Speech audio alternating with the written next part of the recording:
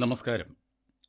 പേറുവിഷൻ arrear bill എങ്ങനെ submit ചെയ്യണം എന്നുള്ള വീഡിയോ ഉടൻ തന്നെ പോസ്റ്റ് ചെയ്യുന്നതാണെന്ന് പേറുവിഷൻ അരിയർ പ്രോസസ്സിംഗുമായി ബന്ധപ്പെട്ട വീഡിയോയുടെ ഒന്നാം ഭാഗത്തിൽ വർക്കിംഗ് ക്ലാസ് പറഞ്ഞിരുന്നു. ആ വീഡിയോയിൽ PR അരിയർ ബില്ല് സാലറിയുമായി മെർജ് ചെയ്യുന്നത് എങ്ങനെ എന്ന് സൂചിപ്പിച്ചിരുന്നു. അപ്പോൾ തന്നെ അത് അങ്ങനെ തന്നെയാണോ ചെയ്യേണ്ടതെന്നത്ര തീർച്ചയില്ലാത്തതിനാൽ അപ്ഡേഷൻ വരുന്നതുവരെ വെയിറ്റ് ചെയ്യാനും വർക്കിംഗ് ക്ലാസ് പറഞ്ഞിരുന്നു. എങ്ങനെയാണ് പേറുവിഷൻ അരിയറിൻ്റെ ബില്ല് സബ്മിറ്റ് ചെയ്യുന്നതെന്ന് നമുക്ക് ഈ വീഡിയോയിലൂടെ കാണാം. അതിനോടൊപ്പം തന്നെ കഴിഞ്ഞ വീഡിയോയുടെ ഭാഗമായി ചിലരുന്നയിച്ചിരുന്ന ചില സംശയങ്ങൾക്കും ഈ വീഡിയോയിലൂടെ മറുപടി പറയുന്നുണ്ട്. വർക്കിംഗ് ക്ലാസിൻ്റെ മറ്റൊരു വീഡിയോയിലേക്ക് ഹൃദ്യമായ സ്വാഗതം.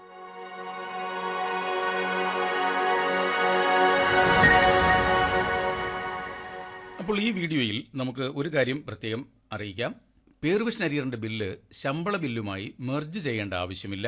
ബില്ല് സെപ്പറേറ്റായി സമർപ്പിക്കുകയാണ് വേണ്ടത്. അതിൽ തന്നെ അത് ഏപ്രിൽ മാസം നിർബന്ധമായും സമർപ്പിക്കണമെന്നില്ല. ഏപ്രിൽ മാസത്തെ സാലറി ബിൽ എടുത്തതിന് ശേഷം സമയം പോലെ അടുത്ത മാസം സമർപ്പിച്ചാലും മതി. അത് എൻക്യാഷായി വന്നതിന് ശേഷം നമുക്ക് രണ്ടാമത്തെ ഇൻസ്റ്റാൾമെൻറ്റിൻ്റെ ബില്ല് സമർപ്പിക്കാം. അതാണ് അതിൽ ആദ്യമായി പറയാനുള്ളത്. അപ്പോൾ നമ്മൾ സാലറി ബില്ലുമായിട്ട് ഈ അരിയർ ബില്ല് മെർജ് ചെയ്യുകയല്ല ചെയ്യുന്നത്, സെപ്പറേറ്റ് ആയിട്ട് ബില്ല് സമർപ്പിക്കുകയാണ് ചെയ്യുന്നത്. അതെങ്ങനെ സമർപ്പിക്കാം എന്നാണ് നമ്മൾ നോക്കാൻ പോകുന്നത്. നമ്മൾ കഴിഞ്ഞ വീഡിയോയിൽ മേക്ക് ചെയ്ത ഒരു ബില്ലുണ്ടല്ലോ, ആ ബില്ല് തന്നെ നമുക്ക് ഉദാഹരണമായിട്ട് എടുക്കാം. നേരത്തെ നമ്മൾ ചെയ്തത് മേക്ക് ബിൽ ചെയ്ത അതേ സ്ഥലത്ത് ചെന്ന് ആ ബില്ലിൻ്റെ ഷെഡ്യൂൾ എടുക്കുകയായിരുന്നു. എന്നാൽ അതിൻ്റെ ആവശ്യമില്ല. നമുക്കിവിടെ സാലറി മാറ്റേഴ്സിൽ 11th പേറുവിഷൻ അരിയർ ബിൽ, ഇവിടെയും നമുക്ക് മേക്ക് ബില്ല് ചെയ്ത് കഴിഞ്ഞാൽ എല്ലാ ബില്ലുകളും ഡൗൺലോഡ് ചെയ്തെടുക്കാൻ കഴിയും. ഇവിടെ ആവശ്യമായ സെലക്ഷൻസ് എല്ലാം നടത്തിയിട്ടുണ്ട്. പ്രോസസ്ഡ് മന്ത് ഏപ്രിലാണ്. നമ്മൾ കഴിഞ്ഞ വീഡിയോയിൽ മേക്ക് ബില്ല് ചെയ്ത ആ ബില്ല് നമുക്ക് നോക്കാം. ഇതായിരുന്നു ആ ബില്ല്. അത് നമ്മൾ സെലക്ട് ചെയ്യാണ്. അപ്പോൾ അതിൻ്റെ 5 ഡിസ്ക്രിപ്ഷൻസ് ഇവിടെ വന്നിട്ടുണ്ട്. ഒന്ന് ഇന്നർ ബില്ലാണ്. ഈ ഇന്നർ ബില്ലും ഔട്ടർ ബില്ലും A3യിൽ പ്രിൻ്റ് എടുക്കണം. ഇതാണ് അദ്ദേഹത്തിൻ്റെ ഇന്നർ ബില്ല്. ഈ ഇന്നർ ബില്ല് ഒരു A3 പേപ്പറിൽ പ്രിൻ്റ് എടുക്കുക. അതിനുശേഷം ഈ ബില്ലിന് താഴെ എഴുതേണ്ട ഒരു സർട്ടിഫിക്കറ്റ് ഉണ്ട്. ആ സർട്ടിഫിക്കറ്റ് വീഡിയോയുടെ അവസാന ഭാഗത്ത് പറയുന്നതാണ്.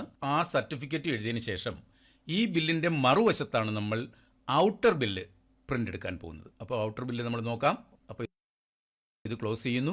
ഇനി നമ്മൾ എടുക്കുന്നത് NPS ഷെഡ്യൂളാണ്. എന്നാൽ ഈ ജീവനക്കാരൻ NPS ജീവനക്കാരനല്ലാത്തത് കൊണ്ട് ഇത് നമ്മൾ ഡൗൺലോഡ് ചെയ്യുന്നില്ല. NPS ജീവനക്കാരനാണെങ്കിൽ ആ ഷെഡ്യൂൾ കൂടി നമ്മൾ ഡൗൺലോഡ് ചെയ്ത് DDOയുടെ സൈനും സീലുമെല്ലാം വെച്ചിട്ട് വേണം സമർപ്പിക്കാനുള്ളത്. അടുത്തത് ഷെഡ്യൂൾ ഇൻസ്റ്റാൾമെൻറ്റ് നമ്പർ 1. ഇതാണ് ഷെഡ്യൂൾ ഓഫ് ഇൻസ്റ്റാൾമെൻറ്റ് നമ്പർ 1. ഇത് നമ്മൾ A4ൽ പ്രിൻ്റ് എടുക്കുക. A4ൽ പ്രിൻ്റ് എടുത്ത് ഈ ബില്ലിനോടൊപ്പം അറ്റാച്ച് ചെയ്യുക. ഇനിയുള്ളത് അരിയർ PF ഷെഡ്യൂളാണ്. അതും ഇൻസ്റ്റാൾമെൻറ്റ് നമ്പർ 1 ആണ്. സെലക്ട് ചെയ്യുന്നു. ഇതിലും പറഞ്ഞതുപോലെ ഒരു A4 പേപ്പറിൽ ഇതുപോലെ പ്രിൻ്റ് എടുക്കുക. ഇതെല്ലാം കൂടി ഈ ബില്ലിനോടൊപ്പം ടാഗ് ചെയ്തതിന് ശേഷം ആണ് നമ്മൾ ട്രഷറിയിൽ സമർപ്പിക്കാൻ പോകുന്നത്. അത് പറഞ്ഞല്ലോ, സാലറിയോടൊപ്പമല്ല. സാലറി കഴിഞ്ഞായാലും കുഴപ്പമില്ല, സാലറിക്ക് മുൻപ് കൊടുത്താലും കുഴപ്പമില്ല, മാറിക്കിട്ടും. അപ്പോൾ ഇത്രയുമാണ് ഈ ബില്ലുകൾ എങ്ങനെയാണ് സബ്മിറ്റ് ചെയ്യുന്നതെന്നുള്ളത്. ഇനി നമുക്കുള്ളത് ഈ മേക്ക് ചെയ്ത ബില്ലിനെ നമുക്ക് സബ്മിറ്റ് ചെയ്യാണ് ചെയ്യേണ്ടത്. അപ്പോൾ സബ്മിറ്റ് ചെയ്യേണ്ടത് എങ്ങനെയാണെന്ന് അറിയാം. മേക്ക് ബില്ല് നമ്മൾ ചെയ്തു, മേക്ക് ബിൽ ഫ്രം പേറോൾ ചെയ്തു. ഇനി സബ്മിറ്റ് ചെയ്യേണ്ടത് DDOയുടെ ലോഗിനിലാണ്.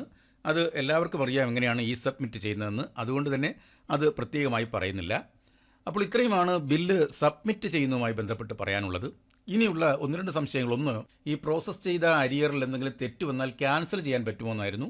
ക്യാൻസൽ ചെയ്യാൻ പറ്റും. നമുക്കിവിടെ 11th പേറുവിഷൻ അരിയർ, അതിനുശേഷമാണ് ക്യാൻസൽ പ്രോസസ്ഡ് പേറുവിഷൻ അരിയർ. ഇവിടെ നമ്മൾ പ്രോസസ്സ് ചെയ്തിട്ടുള്ള ഒരു അരിയർ ബില്ല് നമുക്ക് എങ്ങനെ ക്യാൻസൽ ചെയ്യാം എന്നുള്ളത് ഇവിടെയാണ് നമ്മൾ സെലക്ട് ചെയ്യേണ്ടത്.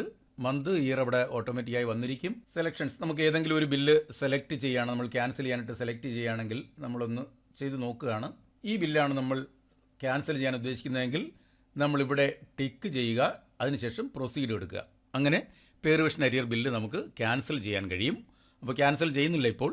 ഇനി അടുത്ത ഒരു സംശയം വന്നത് ഈ റിട്ടയർഡ് എംപ്ലോയീസിൻ്റെ കാര്യത്തിലാണ്. റിട്ടയർഡ് എംപ്ലോയീസിൻ്റെ ETSB അക്കൗണ്ട് ക്ലോസ് ചെയ്താലേ അവർക്ക് അവരുടെ ബാങ്കിലേക്ക് ഈ പണം ചെല്ലുകയുള്ളൂ എന്ന് പറഞ്ഞിട്ടുണ്ട്. സത്യത്തിൽ അതിനകത്ത് നമുക്ക് 2 കാര്യങ്ങൾ അറിയാം. ഒന്ന്, ETSB അക്കൗണ്ട് എന്ന് പറയുന്നത് നമ്മുടെ സാലറി എല്ലാം വാങ്ങിക്കൊണ്ടിരുന്ന അക്കൗണ്ടാണ്. അത് നിർബന്ധമായും ക്ലോസ് ചെയ്യണമെന്ന് സർക്കാർ ഉത്തരവുണ്ട്. എന്നാൽ ചില ട്രഷറികളിലത് ETSB അക്കൗണ്ട് വഴി തന്നെ മാറിക്കൊടുക്കുന്നുമുണ്ട്. നമ്മുടെ ബന്ധപ്പെട്ട ട്രഷറിയിൽ വിളിച്ച് ചോദിക്കുക. പല ട്രഷറികളും അത് മാറി കൊടുക്കുന്നുണ്ട്. അപ്പോൾ അത് ഒരു നിർബന്ധമായ ഒരു സംഗതിയാണെന്ന് ഇപ്പോൾ പറയുന്നില്ല. എന്നാൽ ഔദ്യോഗികമായി പറയുമ്പോൾ തീർച്ചയായും നമ്മുടെ ഒരു സർക്കാർ ഉത്തരവുണ്ട്. എല്ലാവരും റിട്ടയർ ചെയ്ത് കഴിഞ്ഞാൽ അപ്പോൾ തന്നെ എന്ത് ചെയ്യണം? അവരുടെ ETSB അക്കൗണ്ട് ക്യാൻസൽ ചെയ്തതിന് ശേഷം സ്പാർക്കിൽ നമുക്ക് അവിടെ നമ്മുടെ ബാങ്ക് അക്കൗണ്ട് ചേർക്കാൻ കഴിയും. ഇനിയുള്ളത് ഈ ബില്ലിൽ എഴുതേണ്ട സർട്ടിഫിക്കറ്റാണ്. ആ സർട്ടിഫിക്കറ്റ് ഇങ്ങനെയാണ്: certified that the incumbents first instalment of pay revision arrear from 1/7/2019 to 28/2/2021 is claimed in this bill as per GOP number 38/2025 fin dated 29/3/2025 and credited to the corresponding PF accounts of the employee. രണ്ടാം certificate ഇങ്ങനെയാണ്: certified that the amount claimed in this bill has not been claimed in any previous bills. ഇത്രയുമാണ് ഇതിൽ എഴുതേണ്ട സർട്ടിഫിക്കറ്റുകൾ.